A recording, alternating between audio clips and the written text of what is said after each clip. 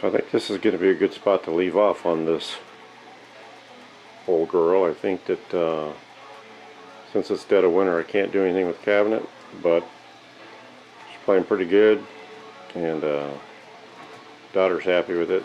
So I think I will end this video here, and we will take up finishing up the cabinet in a couple of months when it gets warmer outside, and then I'll show it with the new grill cloth and the new veneers on the bottom, and we'll play it again then. So from Greg at Greg's Vintage Workshop, thanks for watching.